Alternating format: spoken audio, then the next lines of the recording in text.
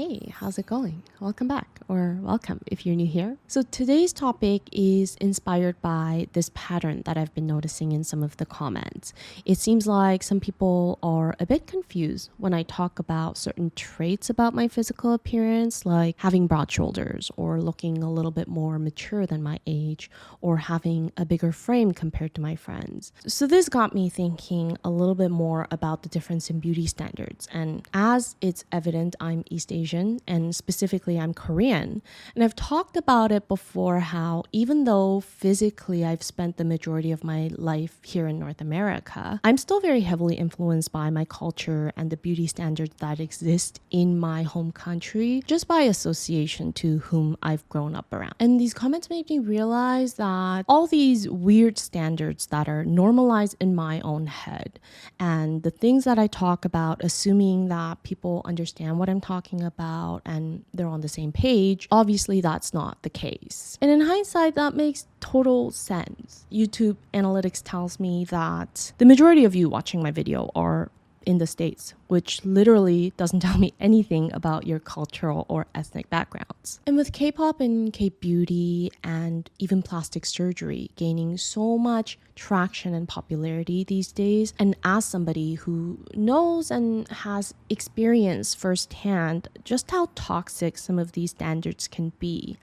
I thought it would be beneficial to talk about the obsessions that the Korean beauty standards have normalized for me. And I'm hoping that sharing how these standards have shaped my own perspective on beauty can be relatable to those of you that are also influenced by multiple cultures like me. Or even if you don't find it all that relatable, at least this will be a fun and informative video for you to learn more about the different types of standards that exist in another part of the world. Now, before we get into the meat of the video, I just want to throw a disclaimer out there that I obviously don't know every single beauty standard that exists in Korea because I don't physically live there. Like I said, these are things that I've picked up on based on my friend groups, whom you would typically call FOBs. And I also recognize that the beauty standards in Korea are definitely changing to be more inclusive and respectful of diversity these days, thanks to social media and globalization. So the standards that I'm referring to are probably some of the more traditional beliefs that I've grown up around and I feel like have impacted the millennials and the older generations. But I also don't think that these standards have completely disappeared for younger generations. Also, with Korea being the mecca of plastic surgery, I'm going to be talking about different types of procedures throughout the video. I'm not against plastic surgery, but I'm also not an expert when it comes to this topic. So I'm just sharing my own opinions, and you should do your own research and take my words with a grain of salt. So now that we've gotten that out of the way, here are the 5 weird obsessions that the Korean beauty standards have normalized for me, with the first being idolizing and prioritizing looking as youthful and cute as possible. Whenever I bring up this topic and talk about my own insecurities, because I've always been told that I look older than my age, I always get some comments saying that you feel the complete opposite because you look younger than your age, but you've always wanted to look a bit older. I think seeing the grass being greener on the other side is something that's always going to exist. But I guess what I'm speaking to more specifically is just in terms of the general preference according to the Korean beauty standards. And I think this is still a very prevalent standard, although maybe not as much because, like I said, things are diversifying there. But still, traits like having a long mid-face or having taut cheeks are generally considered to be more negative than positive because these are traits that tend to age the face. So makeup techniques like aegyeosal makeup, which is essentially highlighting the fat deposits in your lower eyelids, or techniques to shorten the length of the philtrum. These are all attempts to shorten the distance between the eyes and the lips, which is one way our eyes recognize the length of the middle third. And by doing so, you're trying to create a more youthful look. Now, I have a bit of a longer philtrum, and it's a trait I've talked about many times in my previous videos. And I even created a video dedicated to talking about shortening the philtrum length. And I really feel like I made the effort to try to talk about both the pros and the cons. But I realized that my subconscious mind might have portrayed this trait as more negative than positive, especially because I have this feature myself and it's just so difficult to be objective about your own features. But I am a firm believer that having a feature like a long mid face or a long philtrum can definitely give the face a more elegant and calmer appearance.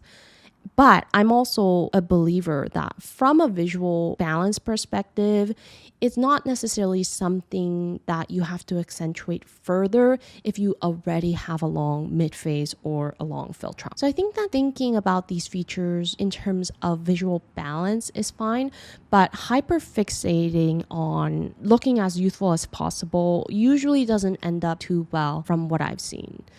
Again, I'm not against plastic surgery or procedures as a whole. I mean, I've got work done in the past, so I'm in no position to judge. But I do think it's a bit of a slippery slope when the standards are too extreme and the expectations are unrealistic. I actually came across this funny TikTok a while ago of this guy talking about how you can be older and still be hot, but if you're too focused on looking young, you're just going to end up looking weird. And I thought it was hilarious. I could not have said it better myself. Also, I know this is too much information, but in case you're wondering what kind of work I've gotten done on my face, I've gotten Botox, I've had laser skin treatments. I also had fat removal from my under eye area, not like the lower eyelids, but actual like bags under the eyes. They were kind of noticeable when I squinted my eyes or when I smiled, but I heard that, things sag and can become more noticeable as you age. So I thought it would be a preventative measure to remove those fat deposits. Did it make a huge difference? I don't really think so. But in case you're wondering what I have gotten done, just full transparency. I also think it's really interesting how some of these standards are just the complete opposite from the Western beauty trends. Like buccal fat removal, for example. Here, people want to remove fat to make their cheeks look more chiseled. And over there, people want to inject fat to get fuller cheeks and a more youthful look.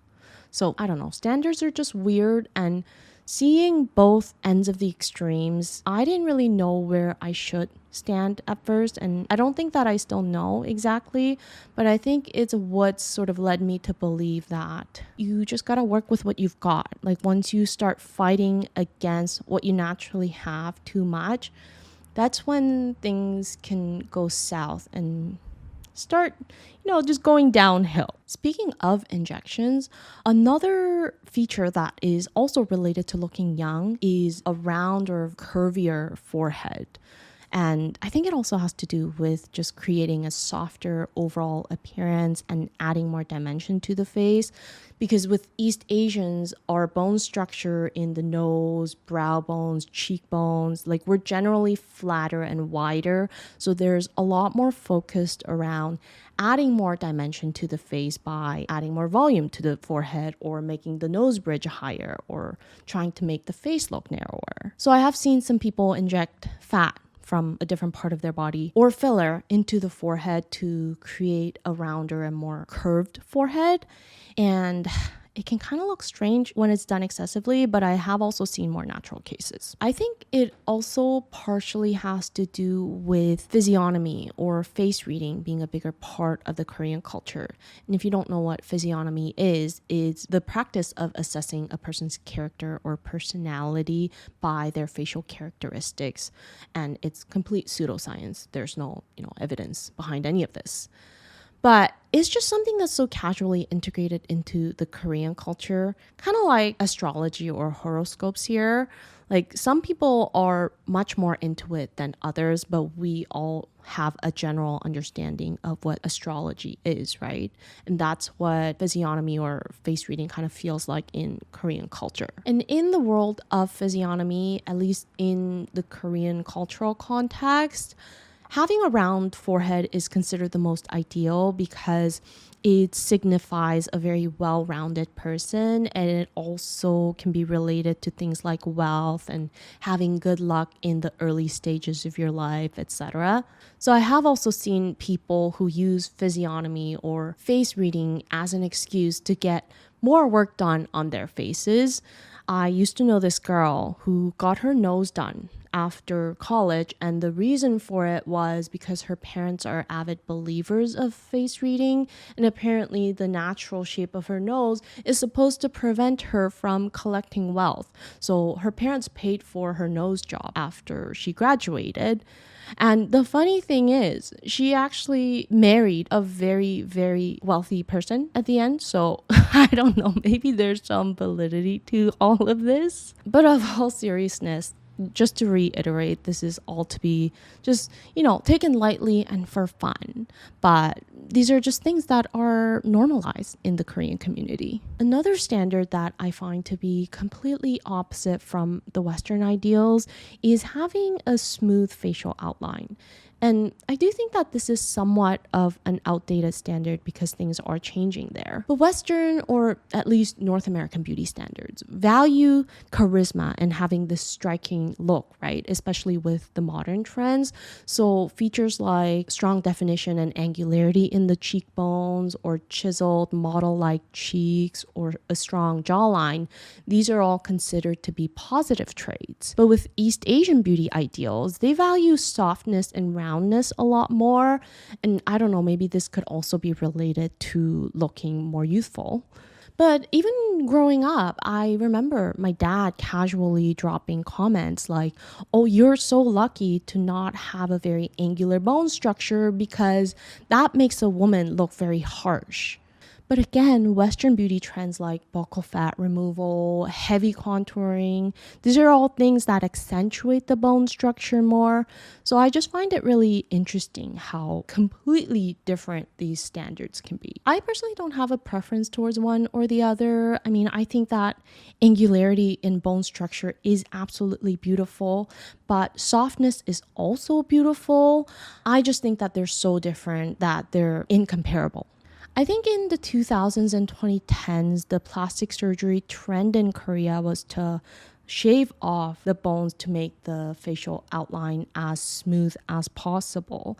And there was a slang term for this surgery, which if you translate it directly from Korean to English, it's going to read something like rotate and shave. So it's like a contouring surgery. But I've seen doctors in more recent years come out to advise against this type of surgery because it's so high risk.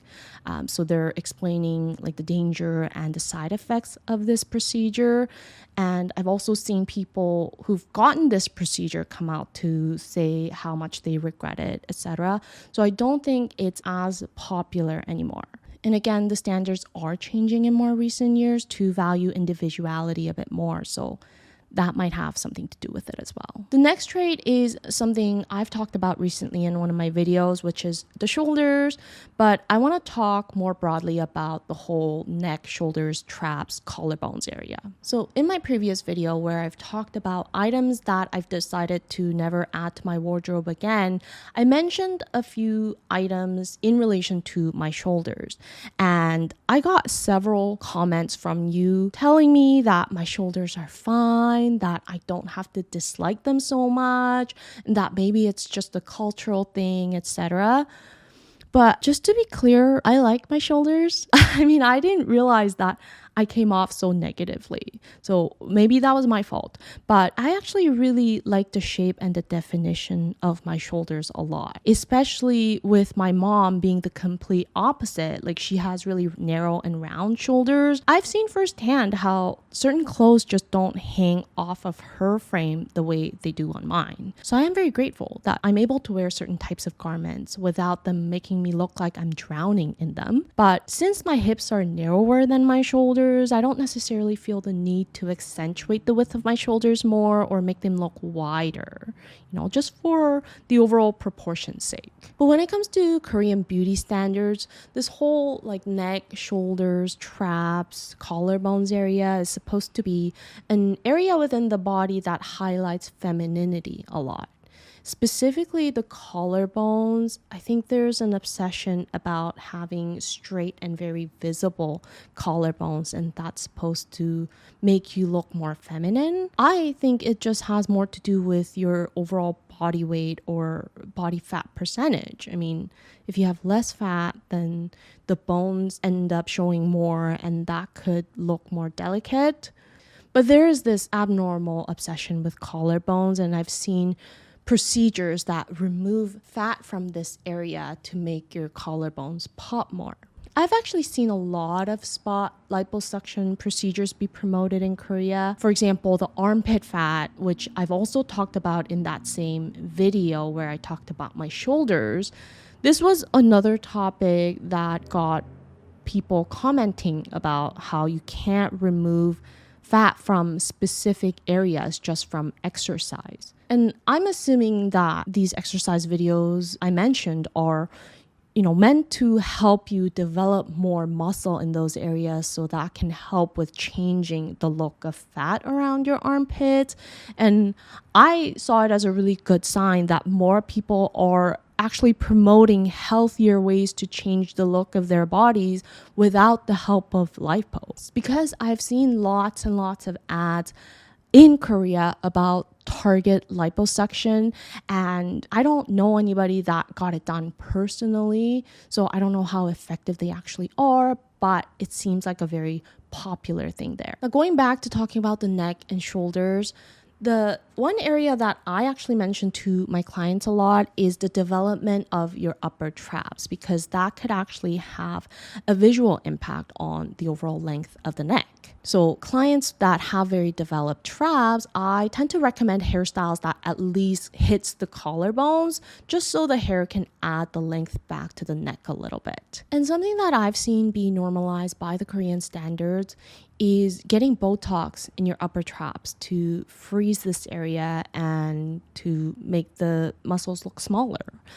And I don't know if this is something that I would go for. Again, not because I'm against Botox, like I've gotten them done before, but it's just I've heard some people talk about the side effects of getting Botox in your traps is overusing your neck muscles because your traps are frozen, and then you end up with a thicker neck at the end of the day. I've also heard that the amount of Botox that gets injected to your traps could be kind of excessive because your traps are such large muscles.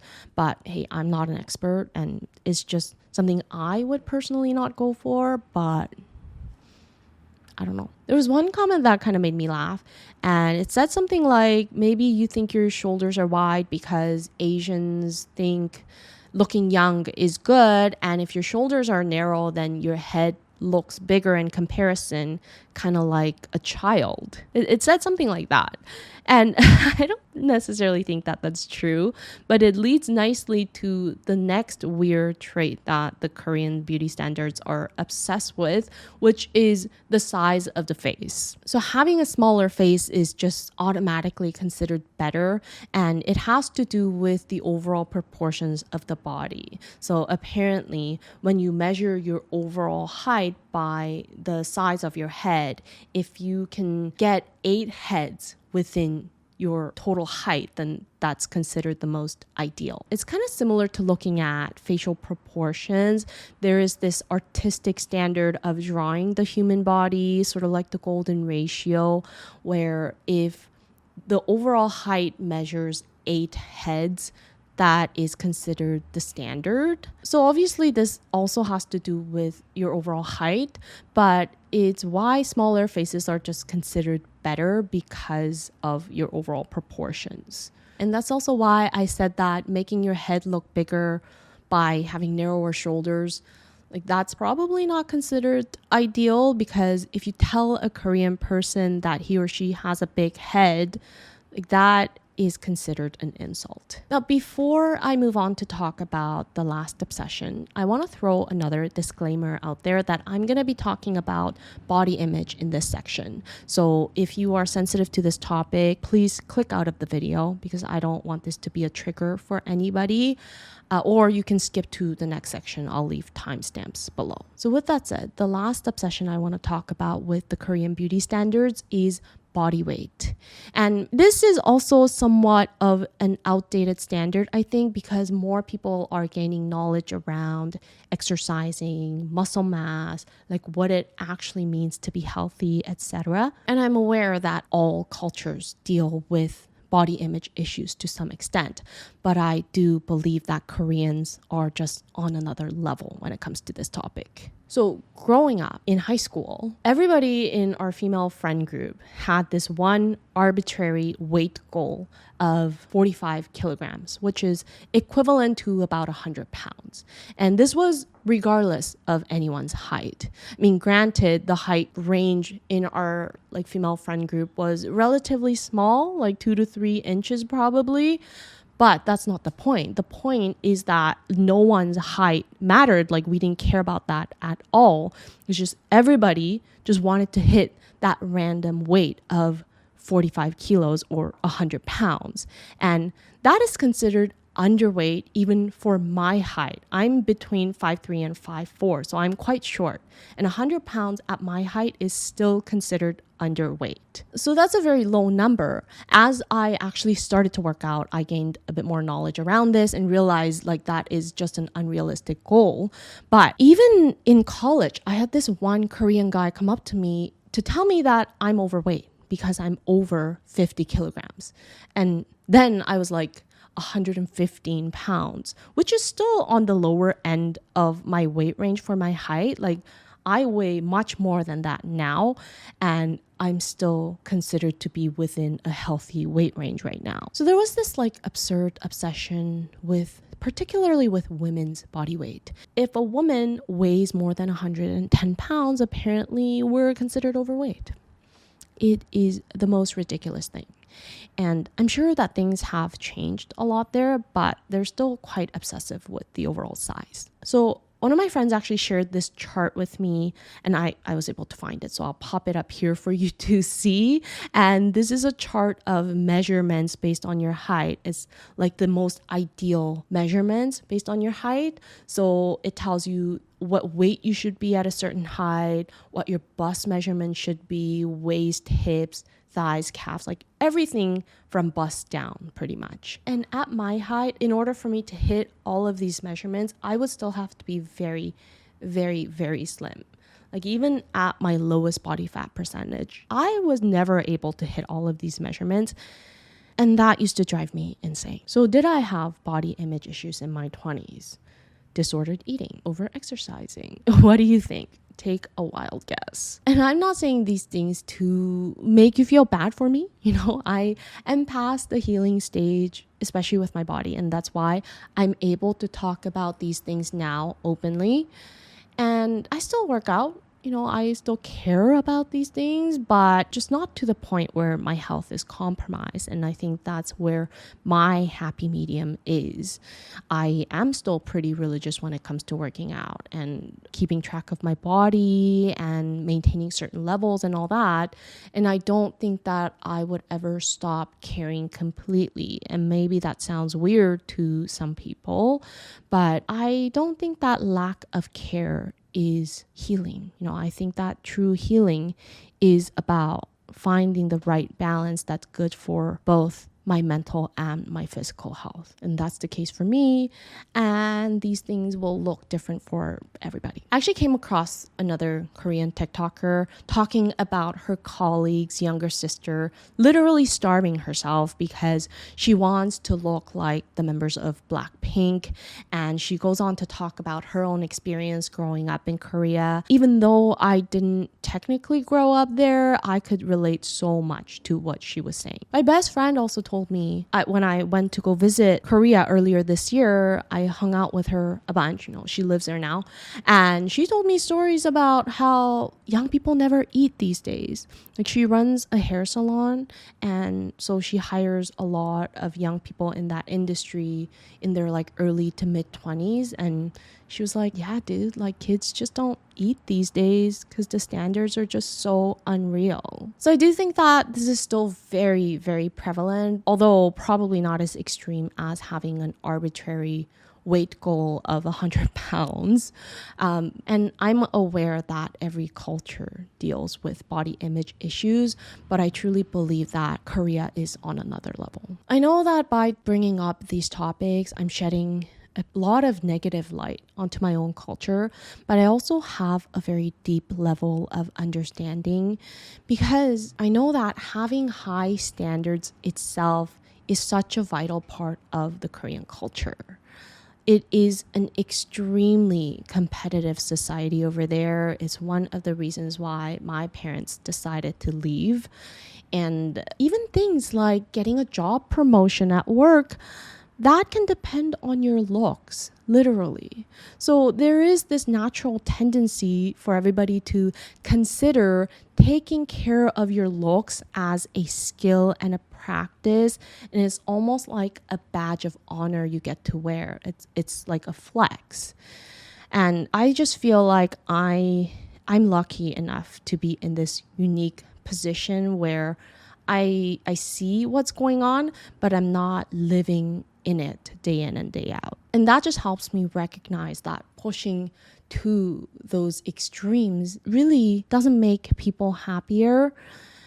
But I'm able to say that because I don't live there. Like, I don't have the confidence to say that I wouldn't be swayed by that if I were living over there. In a way, it kind of makes me glad that I went through this earlier in my life, because right now I see that like North America and the Western standards are kind of catching up to that weird obsession with your appearance. And I feel like because of what I've experienced with the Korean culture, I'm able to have a bit more of an outside perspective on it. Now, I know I'm ending on a bit of a heavier note talking about body image and all that, but the purpose of this video was just to share with you and help you understand where I'm coming from, because it feels like some people are just genuinely confused when I talk about certain things, and some of you even seem a bit concerned for me. So I just wanted to talk about the standards that I've experienced and certain things that I've sort of had to overcome for the sake of my mental health. Even talking about topics like facial proportions, I sometimes get comments saying that my channel is toxic and that I'm fostering new insecurities that people weren't even aware of before. And honestly, it's one of the reasons why I sort of stopped making videos on that topic, because I don't want to ever make anyone feel like I am nitpicking at features and at every little flaw. You know, that's not my intention at all. My intention is to provide explanations on why certain things might work or might not work from a visual perspective, but you don't necessarily have the words to describe it. Because as somebody who has dealt with a lot of insecurities in the past and, you know, who has thought about these things in very, very detailed manner, like I shared with you throughout this video, I just have personally found these explanations to be very helpful in accepting myself for what I'm born with, rather than trying to change myself to fit a mold or feeling down about myself and my appearance simply because I don't understand why. Obviously, I'm not perfect and I don't have it all figured out. I've got a long way to go still, but I just thought that sharing my journey and my experience and my background can provide you with a bit of a better understanding of where I'm coming from and where I'm headed towards. I'm very curious to learn more about other cultures and their weird obsessions with beauty standards. So if you know any from your own culture, leave me a comment down below. I would love to read through them. I hope you liked the video, and I'll see you in my next one. Until then, stay unique and stay gorgeous.